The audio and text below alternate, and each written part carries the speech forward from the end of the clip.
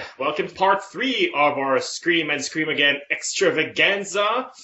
And as you might have guessed, we're going to review Scream 3. We thought of going 1, 4, 2, 3. Then we thought, maybe that's not the most, Yeah, especially since you review spoilers of previous movies and older ones. That's rough.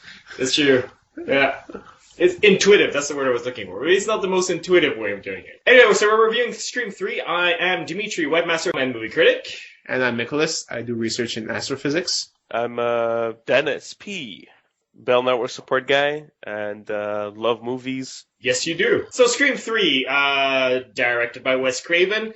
It's actually based on a draft from Kevin Williamson, who wrote the first 2 Screams, but he was busy directing Teaching Miss Tingle and working on Wasteland at the time. So they put in Aaron Kruger to write the screenplay. Yeah, pretty much. After the events of Scream 2, Sidney has gone into hiding, which is actually a nice play on the final shot of Scream 2, I found. And in the meantime, the Stab franchise, which is the adaptation of the Woodsboro murders that took place in the first 2 movies, well, Woodsboro and whatever college they're in, Yeah. has turned into an official franchise, and they're at their 3rd installment. Stab 3. Mm-hmm. Return to Roseboro, actually, yeah. And the new Ghostface killer shows up, starts killing people on the set in order to flush out Sidney from hiding. And that's your plot for Scream 3. Yeah. It's an acceptable plot. In the previous movies, I could more relate to what was happening because they were in high school. They were after that they were in college. There's a situation everybody has, everybody with an education, I guess, has, lived. And all of a sudden they were in Hollywood on sets of movies. That was not an area I could really, care about really. It's like, really, that's what happens on sets, whatever. I don't really care. So it's not, the plot itself I really didn't care that much for. Yeah, that's an excellent point you make. On the one hand, I understand where they're coming from. The Scream franchise is all about kids, trying to make it into the media because that's their only means of validation. That's certainly the point of Scream 2, and certainly where the series was headed. So it makes sense for the 3rd and at the time supposed to be final movie to be in that universe. But as you point out, it's not really relatable, and it's not really what Scream is about. Because Scream 3, my biggest problem with it is that it's about Hollywood. It's full of in-jokes about Hollywood. It's full of this is how Hollywood is. This is how callous and shallow Hollywood people are. And that's not what Scream was about. It was actually about the general public, not the filmmakers. And to be honest, I'm just sick to death of Hollywood inwards, like, oh, we're Hollywood, we're going to parody ourselves. It's like, for some reason, creators in Hollywood don't seem to realize that they're the only ones interested in that, because they're the only ones living that reality. Yeah. The rest of us living, outside of America or even anywhere in any other state, we don't care. We don't think you're that interesting. Get over yourself. Yeah, exactly. I mean, some people might, like the inner of Hollywoods and stuff like that, but I really, okay, if you say that's how it works, whatever, I don't really care. Just give me an interesting story, which it really wasn't that good, honestly. Yeah, well, as I pointed out, there's a major plot hole in it, is that the killer's trying to flush out Sidney by killing people on the set of Stab 3. Sidney's not involved with the Stab franchise, so I'm not entirely sure why she would give a flying poop. Yeah. And, all of a sudden, we need to contact Sidney. Maybe she has information about these things. Why would she have information about what's happening? She's in hiding. She's isolated. Nobody knows where she is except for a few people. And we need to contact her. She might have something to do with it. So why? Really? And this is why Kevin Williamson maybe is missed. But I will say, one of the things I do like about the movie, though, is that it does a good job of respecting the characters. Because it is a new writer coming in, and the danger with a new writer coming in, especially in a franchise that's moderately tired at that point, is that sometimes the characters just end up being reshaped into something else entirely and really disrespected. Here, I find Aaron Kruger did a really terrific job of maintaining the characters as who they are. Sidney really still feels like Sidney. She's wounded, but she's still a strong person. The same thing with Dewey. They maintain the idea that he looks like a dumbass. Yeah. And he behaves like a dumbass for the most part, but there is something really sweet and intelligent about him that still makes him likable. And, Gail Weathers is still, an insufferable bitch. Yeah. And that is actually a problem I have with the movie. Mild spoiler. The first hour, it's mostly about Gail and Dewey. and not really that interested in those characters really, because like you said, she's an insufferable bitch, and he's kind of, the humor of the movie. Like, he's kind of more of a support character, really. The first two movies are about Sydney, and she's maybe in the first hour, she's in the movie for like a grand total of 5 minutes. And that's not what I was looking for, in the Scream franchise. The movies are about Sydney. You should have Sydney in there a lot more in the first hour. No, I agree. It's also because they keep backtracking the Dewey Gale Weathers relationship, which I think is a mistake. Like, they did the same thing in the second Scream movie, where by the end of the first movie, they're supposed to sort of hook up. Yeah. And then at the beginning of the second movie, you learn that they did. So they hook up again, and that's exactly when we mentioned 2 weeks ago with the Scream 2 review that there's a slowdown in the movie. The slowdown occurs exactly when they start re-exploring that part of the relationship, the Gale Weathers-Dewey relationship. It's where you're like, I've seen it in the previous movie, I don't care. And then the third movie, they split them up again so they can get back together a third time, and it's sort of like, okay, now I've seen it twice already, and I really don't care. Yeah, exactly. And that was pretty much the first hour of the movie. Nothing really moves forward except, for their relationship. A few people get killed, but, that's about it. It really picks up in the second hour, but at that point, it feels kind of too late for me. Another problem that I have with it, this one is all about the trilogy. The horror trilogy. These are the rules of the horror trilogy. What kind of horror trilogies is there? Like, if we think about it. Back in 99, I think it's 2000. 2000. I thought it was 99. Oh, 2000. Okay. There was really no such thing as a horror trilogy, unfortunately. At least not anything that's recognizable. You could, I suppose, argue that Exorcist was one of the horror trilogies at the time, but most other horror trilogies are just one horror movie with two sequels. Yeah. So when they pop out their rules, it doesn't mean anything. They have this scene where one character from the past, I suppose I shouldn't reveal who because it is one of the few delights in the movie where that happens. Yeah. It shows up and tells you the three rules of the trilogy, and I was listening to that. I was like, give me an example. It's like, and they only named two movie trilogies in that speech, and it's Godfather and Star Wars, neither of which are horror movies, obviously. Yeah. And the rules don't even apply to those movies. That they give the examples. He has those rules, and you think about those movies like those don't apply at all. The first one is the past is going to bite you in the ass. Yeah. There's going to be some retcon. There's going to be. It goes back to the beginning. They were preparing the retcon basically. They're saying, look, we're going to tell you stuff that you thought were real originally, but they're not, and they're gonna come back. It's gonna come back to haunt you. Like if you take a trilogy like Star Wars, right, where when you see Return of the Jedi. Spoiler alert: Darth Vader reverts back to Anakin, and it's sort of like that's the past saves your ass. Yeah, exactly. Okay, well I don't know if that's what they took. Then the second rule is the killer is nearly indestructible. It's like that's a rule from the second movie. You're just recycling the same rule. That's a good point. And the final rule is... all bets are off. Which... What? Yeah. That's not a rule? That doesn't mean anything. And, what do they mean? Like, for example, if you refer to Star Wars, all bets are off, what does that mean exactly? What happened that was, like, really shocking in that, that was unexpected in that movie, really, that all bets are off? If Luke had died, oh well, that would have been shocking. All bets are off, but it pretty much ended as expected. Leia too. I wish they had killed Leia. I really do. It would have been great, like a funeral with Luke and Han going like, "I barely knew my sister. I only learned now that she's my sister, but she was a great kisser." Yeah, back to Scream.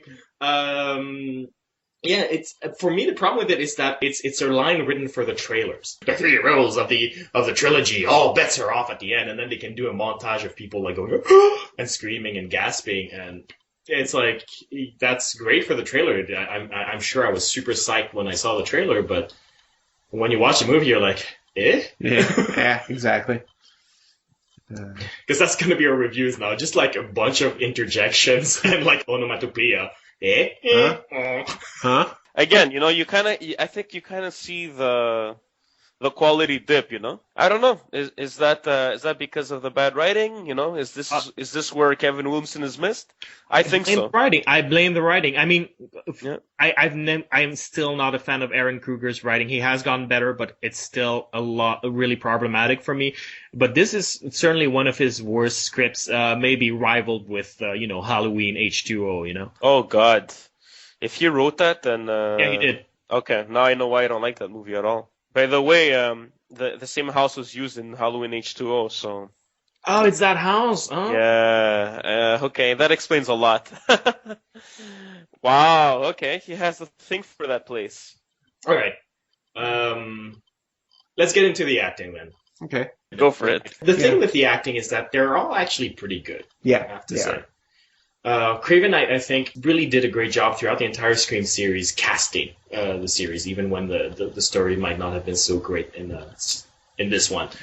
My favorite actress in the bunch, though, absolutely has to be Parker Posey Yes. as this completely psychotic woman who wants to out-Gale Gale. Yeah. Well, she's always great in any role she plays. So I mean, 3/4 of her lines are actually ad-libbed. yeah. Okay, I could see that. You really can, because she's in a completely different movie. And my favorite bit of hers is and that's freaking genius, is at one point there's a house that blows up, and she's rolling down the hill after the explosion, and the best part about it is she's trying to have a conversation while rolling down the hill. Can't stop falling. She was very entertaining. I must say she was one of the better characters in the movie. Yeah.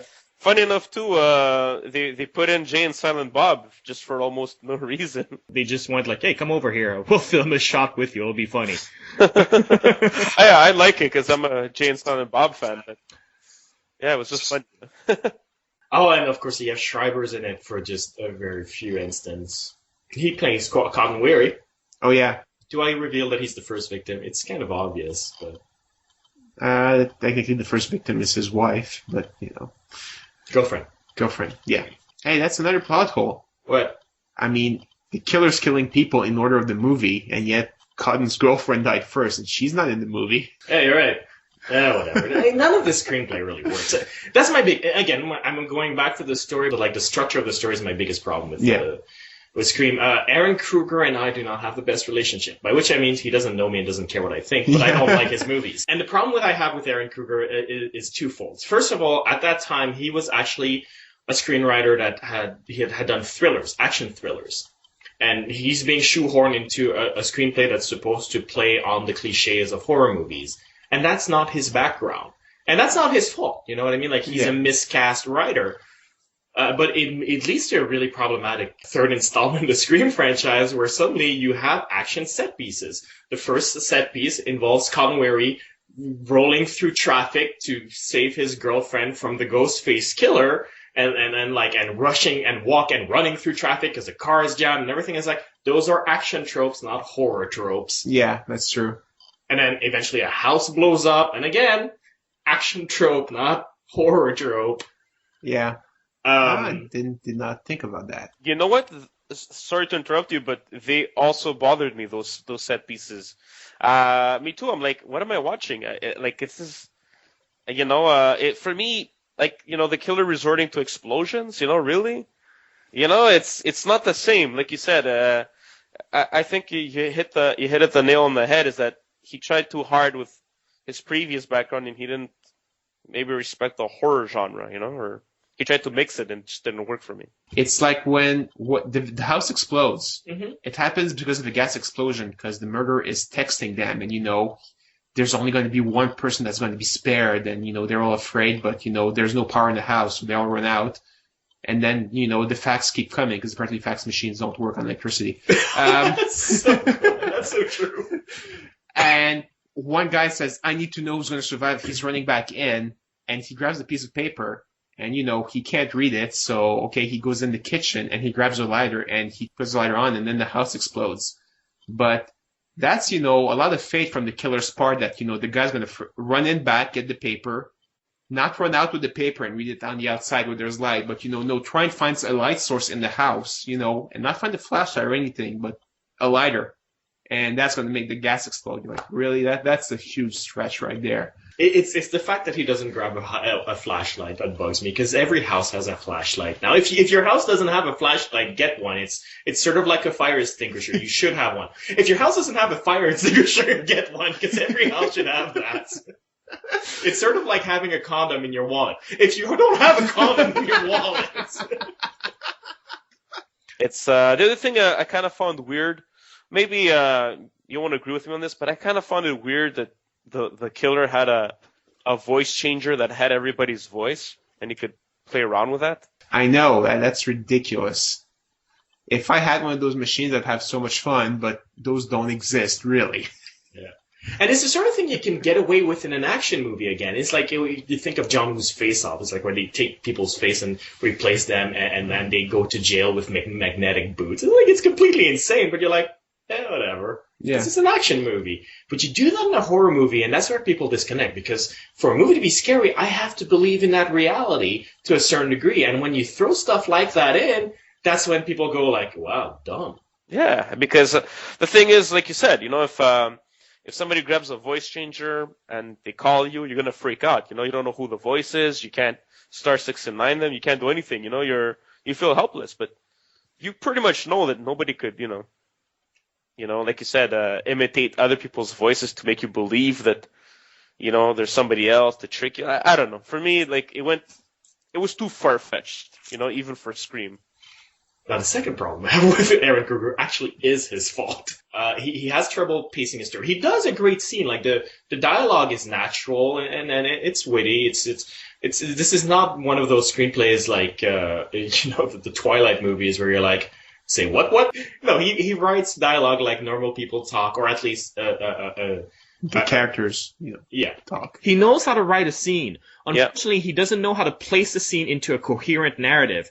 There's one key set piece, and it's a really, really gloriously imaginative set piece, and Wes Craven does a lot with that scene where Sidney tries to escape the Ghostface killer in a set of Woodsboro that looks exactly like her bedroom in the first movie. Oh, yeah, right down to the T. Yeah. Yeah, and it's brilliant because she keeps taking doors where she thinks it'll lead her to where it would lead her if it was her real house, and it leads to a dead end every time, and it sort of becomes very labyrinthine. It's a really terrific, suspenseful scene, and Wes Craven cuts it really just perfectly. Well, with his editor, Patrick Lussier there. His editor is just a terrific editor. He started directing, and I sort of miss him as an editor because his work is really good. But the thing of it is, that's a scene that belongs at the climax. I would have loved that to be the final scene of the movie, the final showdown of the movie, being like you bring it back to the beginning, like you said your rules would do, in a literal way, where she goes back to her house, except it's not really her house because Scream is all about the movie within the movie, so she's in the house within the movie, Yeah. And it would have been so imaginative, so clever, but no, it happens in the middle of the movie, and you're all jazzed up, and instead of escalating the stakes, then you have this next scene where, the final scene where it takes place as a generic motel where people are running around with absolutely nothing special going on in it. Yeah, it's not a motel, it's like a mansion, but... a manor, yeah. Manners, but for me, like you said, to go back on the point there, you know what, for me, I think the movie would have been awesome had it ended Killer versus Sidney in her makeshift house in that little town that Hollywood made. I think that would have been amazing, and you didn't need to have all the side characters there, like just cat and mouse in that environment would have been perfect. Another thing, the pacing was also kind of off because you have throughout the whole movie, you have I think 3 people killed, and then in the final house there, the final scene together, it's like. You have, it's a bloodbath, 300 people get killed. It's there's more people killed in that final scene in the house there, or about as much as there is in, the whole movie beforehand. So that was, not quite what happened in the previous Scream movies where the killing was at least constant throughout the whole thing, I feel. So that was also kind of off, and it's really, really slow. And then at the end, it feels more, I guess, like an action movie where everything climaxes at the end and you have a bunch of killings. But those killings don't resonate really because, you kill one person after the other. You're like, okay, well, he's dead. Oh, now he's dead. Oh, now he's dead. And, it gets kind of boring. For me, that's another reason why I didn't like it. There was his birthday party was like 5 people, in the room, like in the manor. It was just really retarded, like But it's just wasn't really well done. it doesn't help that he never takes the time to actually introduce us to the new characters. These actors are all Hollywood caricatures. They're all baneful because Hollywood loves to make fun of itself in the angle of like, we're all really hateful people and I hate my neighbors kind of deal. Yeah. But I don't care when they die as a result, Like when the first actress, like the first established actress dies, you're like, good. So what did that freaking achieve? Well, that's the thing. After these 2 killings, they realized that they were killing, the cast in order of the movie. And that also I kind of realized after 2 killings, that should just have been random completely. They're killing them in order. Like, really? After just 2 deaths, you deduce that like that? Oh. That's weak. And what really did that accomplish? Maybe, I don't know. Yeah, maybe that's the astronomer in me talking like only 2 and you have a pattern there. It's like, no. Yeah, well, that's screenwriting 101. Yeah. The patterns are established by 3. In mathematics, patterns are established by a lot more than 3. Yeah. But in storytelling, patterns are established by 3. The first one is the killing. The second one is like, oh, it happened again. The third one is like, oh, okay, there must be a motivation between those. That's how your mind works. Like, if you look at children's story, Dorothy comes to the house, she eats a bowl of porridge. Yeah. Like, everything goes by 3, and that's because 3 establishes a pattern in our minds. Also, your movie is called Scream 3 and it's about a trilogy, so, that might have helped as well. That's a good place to start the ratings. I'm going to give it a B-. You should watch Scream 1 and Scream 2. Don't really bother with Scream 3. If you want to, watch to have a base for Scream 4 that's coming up, that's fine. You might not be as bored as I am, but I really didn't enjoy that movie that much. I'm hesitating between 2 grades, to be honest. I'm going to give it a C. I was tempted to give it a C-. It's my grade would have been between C- and C. It's somewhere between problematic and just bland. But ultimately, I think the character work is strong enough that I do want to give Aaron Kruger props because he was a relatively young screenwriter at the time, for actually taking a very particular voice. Kevin Williamson's voice is very particular, and actually carrying it through in a way that feels consistent with the universe of Scream. It's just that he didn't really manage to provide an interesting or even sensible story for it. But at the end of the day, the worst thing that Scream 3 ever does is bore me. It doesn't actually, ruin anything in terms of the universe that was created before. And we're going to get a Scream 4, and most people are excited about it. And that's because he didn't do that terrible a job, no matter how much I've been whining in this review. Oof. I don't know. I'm torn, Do I give it a B- or a C? I don't know. It really disappointed me. I wanted first of all more deaths. I wanted more.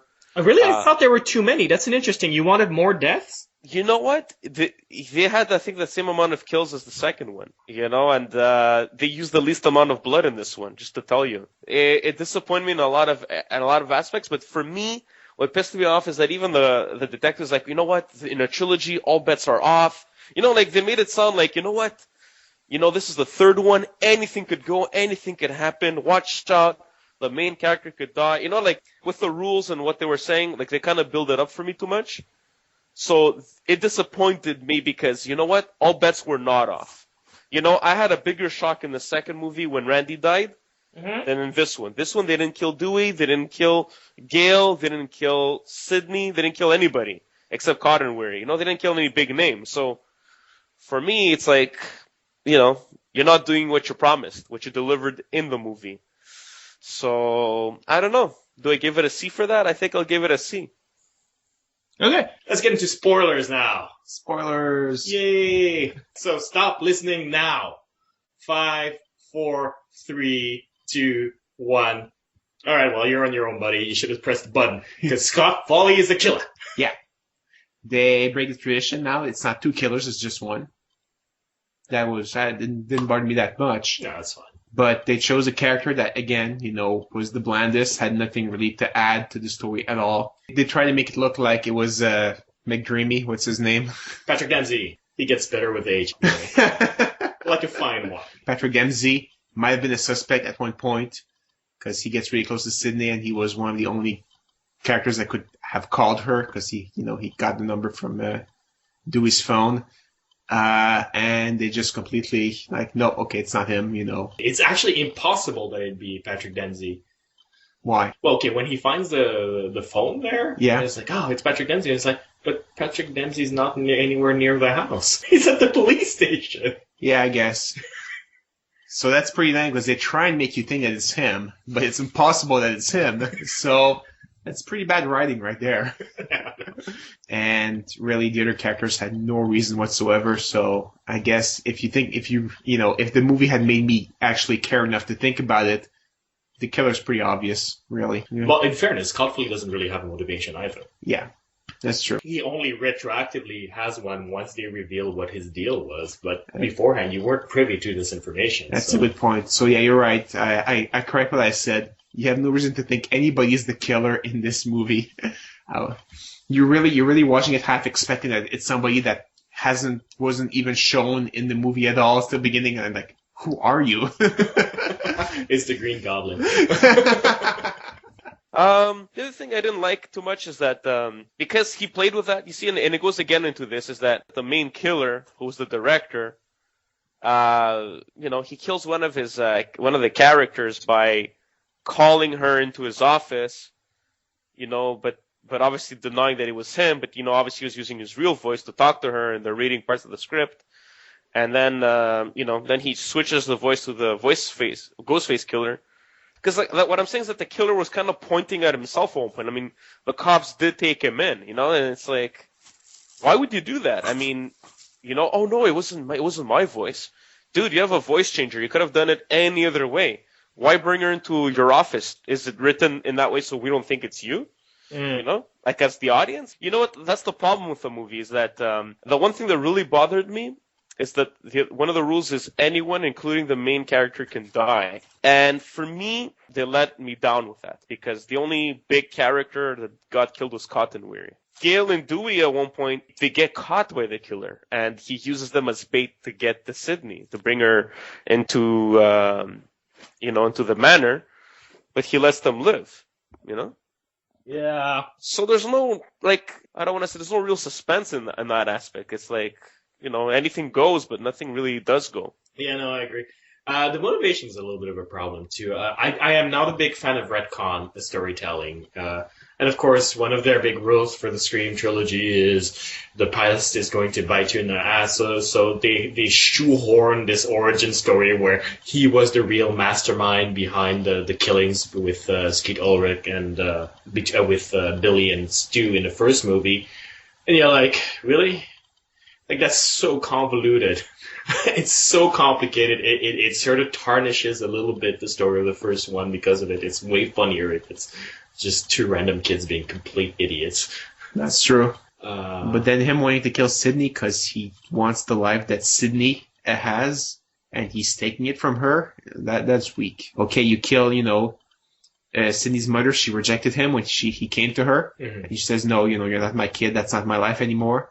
Okay, I can understand him wanting to kill her, but then wanting to kill Sydney? Not that I condone murder in any shape or form, just saying, but in the movie universe, I can understand him wanting to kill her. You understand a psychopath feeling that way. Yeah. Because, even, objectively, Maureen Prescott has every right to want not to really hang on to that memory if she's been abused that way. Yeah, but it's the kid, But that's exactly it. His suffering is also real. Yeah. It's a situation in real life where it would be really complicated and hard, so I buy into that part. Yeah, but him wanting to kill Sydney for that, you're like, no, I didn't buy that at all. Oddly enough, that's the part that I actually like, because the other part felt a little bit too real for me, and sort of like if you're doing horror comedy, that's what Scream is, it felt a little bit uncomfortable. It's sort of like, hey, if you want to make people laugh, here's a tip: don't mention the Holocaust and don't mention rape. But the other part of the motivation where you say where he just wants to kill Sydney because of that, you're like, what? That's the part that works for me because it's crazy. It's completely insane the same way that Timothy Olyphant in the second Scream movie was completely insane, his motivation, and Stu was crazy in the first motivation because the whole idea is that he's a little bit like Cotton Wary, where he validates himself according to media attention and fame. Sidney is at the center of all this media attention, and he feels it's like, well, how come you get a life and I don't? And it's just like, it's stupid, it's insane, but that's sort of what makes it funny. Yeah, but in a way, I don't know, it makes it stupid and funny, but he has all this well-thought-out plan. I'm the one that came up with the plan, in the first movie, and, so he's a very smart, thought-out person, and, I found my mother, and she's, he had all this plan in his head, and, very smart person. All of a sudden, he's all crazy. I'm going to kill you too, because, I want your life. Oh, he went from like a really, really smart plan to like a really dumb reason in like less than 10 seconds.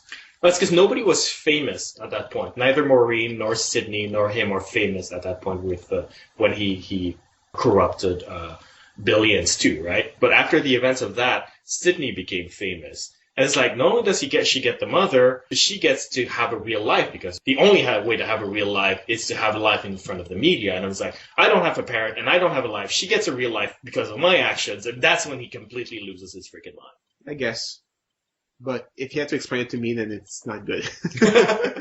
Definitely. And then like, the bulletproof vest and everything, you're like, okay, surprise, I have a bulletproof vest. Surprise, I also have a bulletproof vest. You're like, oh, come on. Look, you're doing a slasher, not a banger. Yeah. I was going to say banger, and it's like, ooh, no. That's Maureen Prescott's movie, but... Oh. On that note, if you have any questions, comments you want to share with us, write us at mail@idiomanic.com or post a comment at idiomanic.com. We're also on Facebook. We're also on Twitter. And we will see you next time.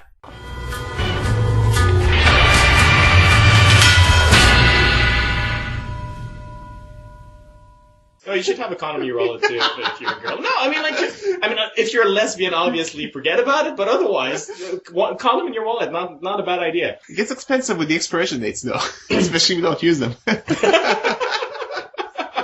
You sure you want me to keep that in the recording? No, you can cut that.